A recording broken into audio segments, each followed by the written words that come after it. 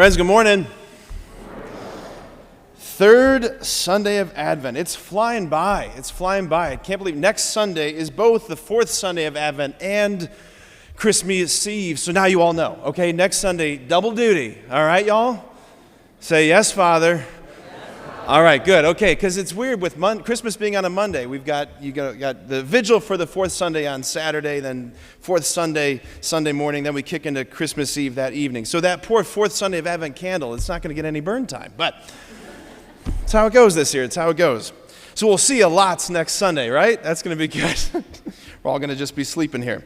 So here we are, third Sunday of Advent. It's called Gaudete Sunday. Gaudete Sunday. Gaudete is the Latin word. It's the first word of the entrance antiphon that we have for the first Sunday of Advent. It comes from Paul's letter to the Philippians, right?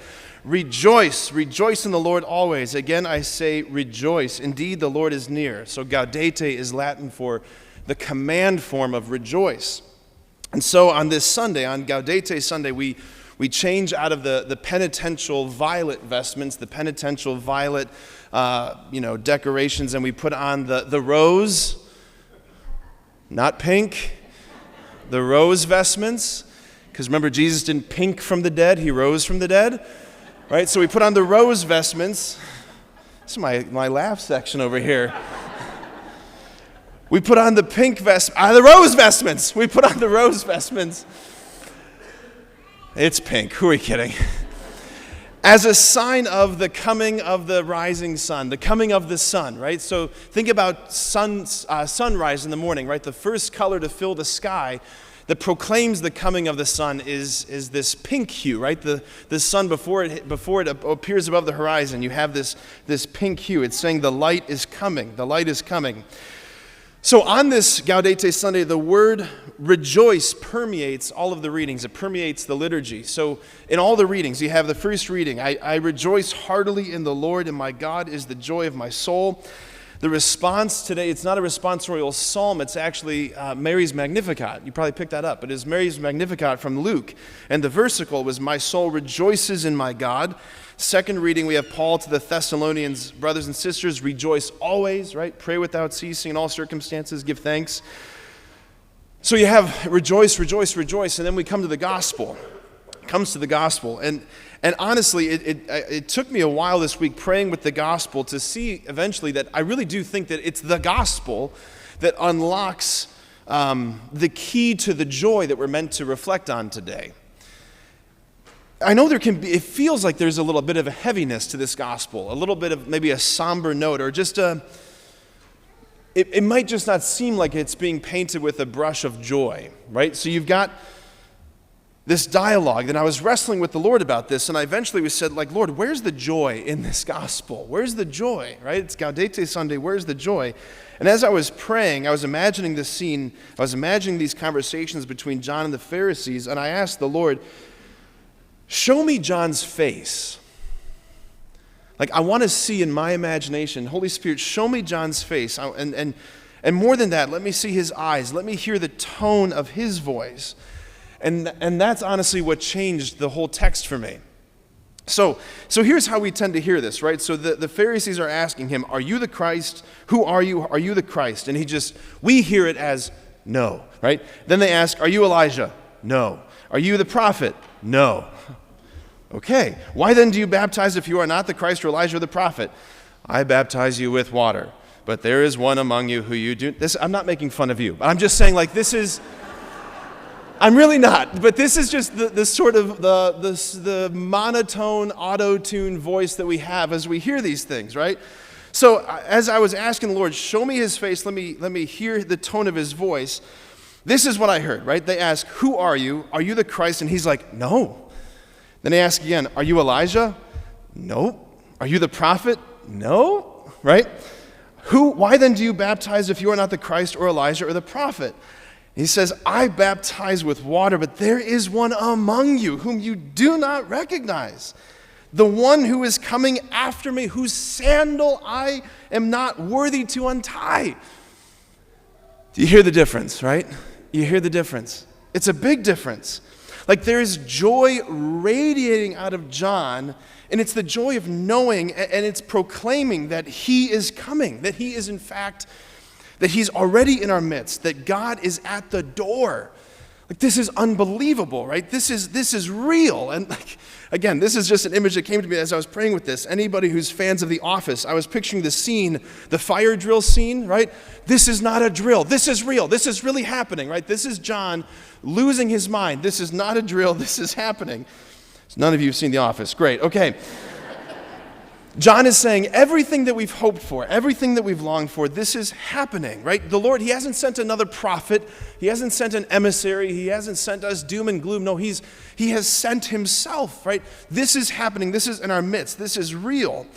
And here's the thing I want us to hold on to. Real joy comes from real situations and real presence. Real joy comes from real situations and real presence. I want you to hold on to that thought, because we have to, if we're going to be honest with our hearts, we have to address what feels like perhaps an elephant in the room for some of us, or a stumbling block at least. Because it can feel like on this Gaudete Sunday, right, the command, rejoice, it can feel like the church is saying to us, like, forget what's going on in the world, forget what's going on in your world, like, just feel happy. Like, just be happy. Like, have good feelings. Like, just set aside everything that's going on in the world, set aside everything that's going on in your world, just put all of that on the shelf and just get over yourself and be happy. That's not what's going on. But here's the reality for some of us. Like, for some of us coming into Mass this morning, life feels like a complete mess. Or maybe you're struggling with like a real serious sickness. I know there's a number of us in our parish who are struggling with some really serious sickness, some really tough diagnoses that just came through. Or just things in your family, thinking about family get-togethers again, things with your family are just really bumpy right now and really strained. And like just the thought of having yet another family get-together is like, I don't know if I got the energy or the emotional wherewithal for it. Or maybe money's really tight right now and you're looking at like, I don't know if we can afford much of anything in the way of Christmas gifts. Or maybe it's going to be your first Christmas without a particular loved one. Or maybe you're fearing this is going to be the last Christmas without a particular loved one. Or maybe you're a young couple who's been just desperate to conceive, and yet this comes another Christmas and your two stockings on the mantle are not going to be joined by that third stocking, and you're just totally heartbroken. Like, this is the situation for many of us. And it feels like the church is just saying, like, just forget all of that. Just rejoice. Like, smile. Be happy. It's Jesus, people, right? Like, just be happy. Get over it. Why aren't we just happy? I want to address that. Because we can't concoct fake feelings of joy. Like, sure, we can pretend, but it's not real, right? Real joy comes from real situations and real presence, not just trying to feel joy. But let me share this as a way to get into that. So the other night, I think it was Wednesday night. I don't know if I just needed a good cry. I'm not sure what was going on, but I started watching on YouTube those compilation videos, like soldiers returning home. You know those videos, right? Oh my gosh. Members of the armed forces after long deployments coming home. I don't know if we have anybody, member of the U.S. military in church this morning, anybody? Thank you for your service. My gosh. Okay, yeah. So like, just watching these videos, like the amazing scenarios, right? Like the different surprises. Someone's at school and like Big Brother walks in, or it's like someone on the sidelines and all of a sudden they recognize there's their sibling or there's their dad on the sideline, or it's a restaurant and the family's sitting there and all of a sudden they just walk in and sit down at the table. I mean, it is just overwhelming joy. There's screaming and tears, and it's the definition of rejoicing, right? It's the definition of rejoicing. But the one video that really just destroyed me, there's mom, she's recording in their family room, and the doorbell rings, and this little boy pops up to go answer the door. He's probably, 8 or 9 years old, I would guess. And the mom is following him with the camera to the door, and as he opens the door, it's his big sister standing at the door. And he obviously hasn't seen her in months, and he just freezes, and his jaw drops, and then his eyes close, and just tears just come pouring down his cheeks. And then he Then he sprints at her, and he just leaps into her arms and wraps his little legs around her body and squeezes her around her neck and just buries his face like right in the crook of her neck, and he just sobs. And I just sobbed, right? Like that reaction, that kind of reaction, all of those reactions, those responses, like the phrase that came to me as I was watching it, it's an excruciating joy. Like it's so much goodness, it's so much muchness, it's so much overflowing goodness. Like that's the kind of thing that erupts out of us only when something unbelievable and unexpected, like something that was hoped for and longed for, deeply desired, when that thing actually shows up and enters into my real world.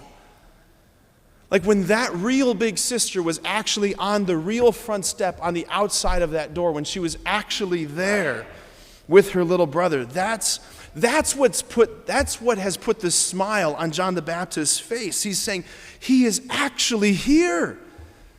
He's here. He's really here. He's really in it with us. He's like, I saw him wade into the murky waters of the Jordan, not holding himself aloof from our human situation. He has pressed himself into all of this mess. He is here.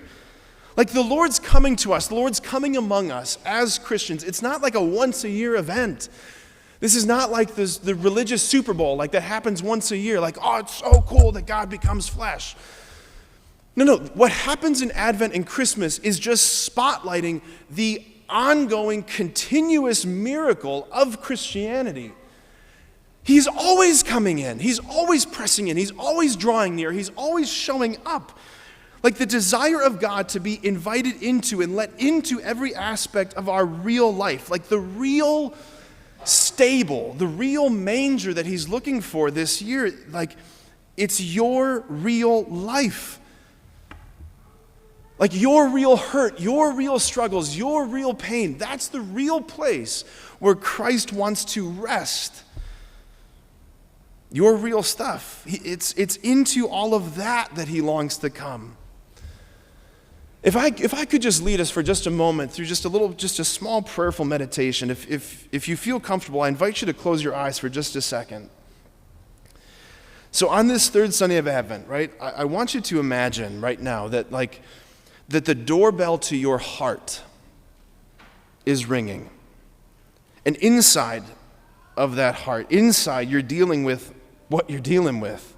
Everything that you're carrying, maybe it's sadnesses or frustrations or family stuff or marriage stuff or work stuff, or there's something going on with one of your kids or all of your kids, or there's some kind of fear that you're wrestling with, or maybe it's just your own stuff. It's your own sinful habits and all of that. Maybe it's depression or anxiety. Like whatever it is, that's what's going on inside of the home of your heart. It's what you're dealing with, and the doorbell rings. And just like that little boy, you go to the door and you open the door, and just standing outside the door is Mary and Joseph and this adorable, like infant Christ. And they just simply say to you, hey, we're wondering if you would let us in, if you would welcome us to be with you in this place this year. And perhaps like your first thought right there in that moment is like, here? Like right now? Into this?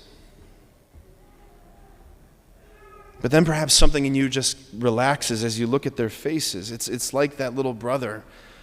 It's shocking to find love where we didn't expect it.